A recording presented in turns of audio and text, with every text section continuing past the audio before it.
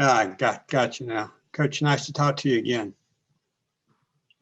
Can you talk a little bit about the logistics that you had to go through with the team and everything since you've been down there?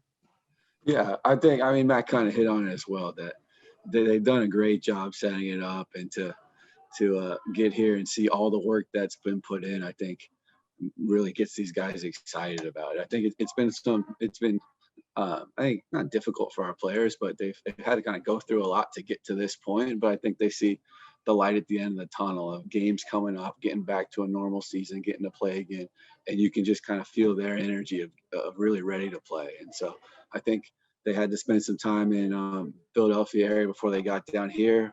We get off the plane and it's 70 degrees and we're gonna go play basketball while you guys got a snowstorm back there. So things are really exciting for our guys, and I think they're excited to start playing. Over to Noah Lowett. Go ahead, Noah. Hey, Connor. So yeah, my question is kind of big picture, how you coach pace. You guys were third in the league in pace last year, and that's been a point of emphasis on the Sixers with Doc Rivers wanting guys to fill the lanes properly and play fast, but also play intelligently. So I guess first off, is that again something you guys want to do, play fast this year? And secondly, how do you go about teaching that in this environment where you don't have much time with your players and a lot of new pieces and all that? Yeah, I think pace will continue to be a priority, and coming from the way Coach Rivers wants us to play, that's something that we'll try to continue on. I think I also think it's kind of a lot of teams these days want to play with pace because you get an advantage. You get to play in situations where you're playing 4-on-3, you're playing 5-on-4. It's just inherently easier to score. And you look at the playoff games in the NBA, the teams that can push it and get 6 or 8 free points because they're playing 2-on-1 really help. So that'll continue to be a priority. I thought we did a pretty good job last year.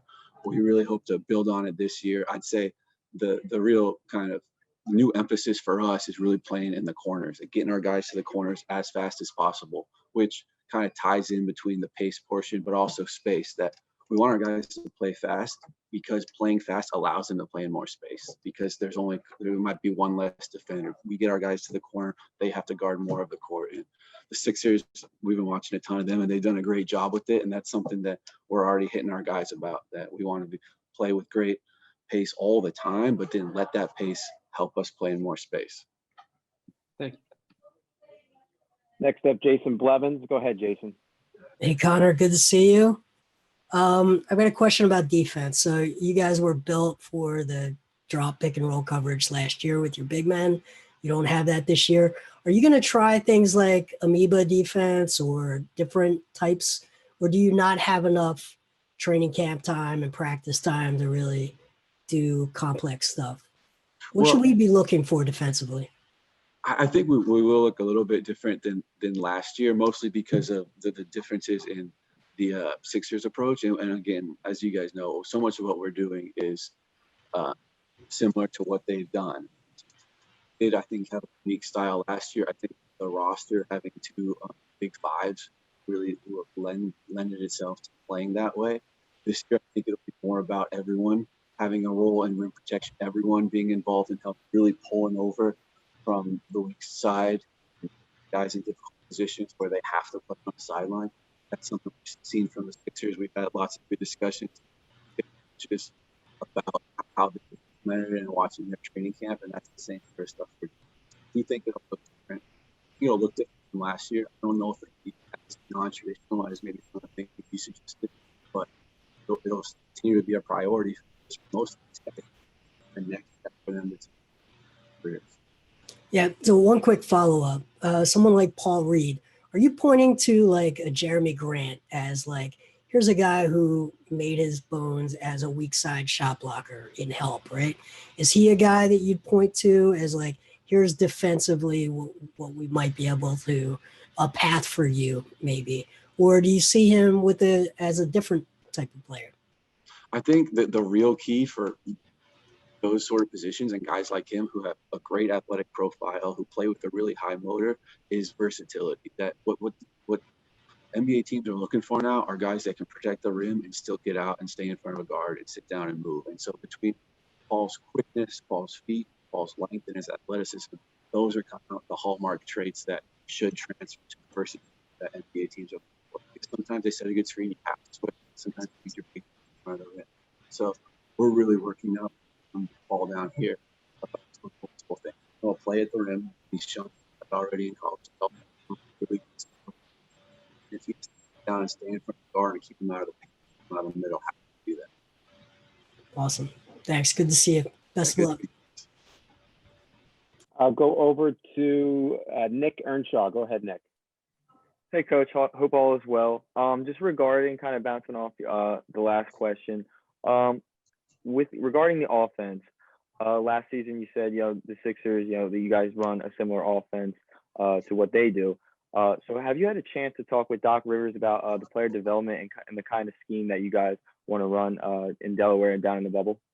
Yeah, we've had really good communication with Coach Rivers, with the rest of the staff, in making sure that not only are we try to be as similar as we can, but reinforcing the values that they see to help the team, but to help the guys develop.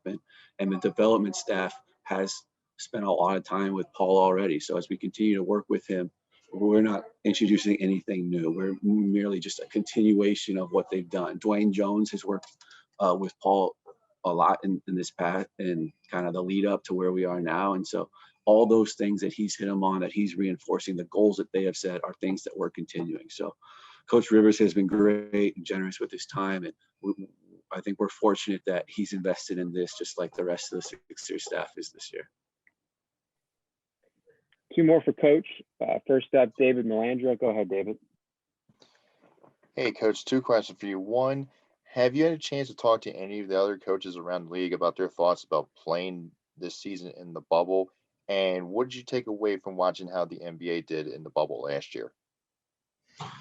Yeah, I've gotten to talk to a lot of the other G League coaches about playing in the bubble. In fact, as this all gets going, the G League coaches kind of banded together in some sense, and we're having weekly Zoom calls to talk about the logistics, to talk about different ways to make sure that when we got here, it was the best environment it could be for the players. So that's been a good opportunity to get to know those guys, but also make sure that bouncing off ideas to make this a world-class experience for the players.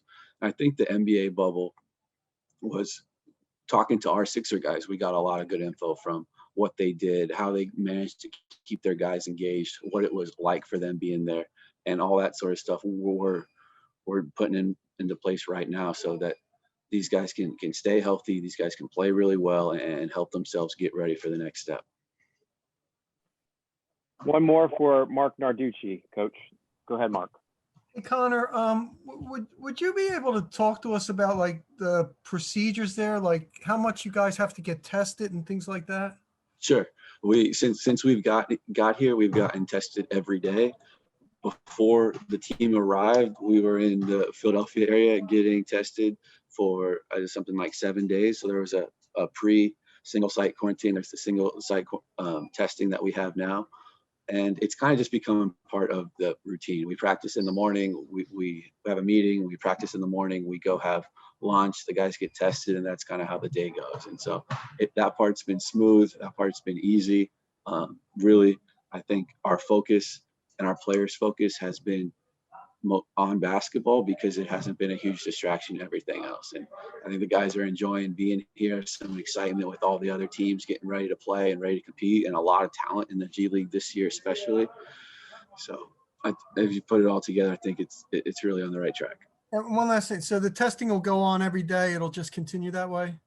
Yeah, we test every day. Okay, and then everyone's wearing a mask.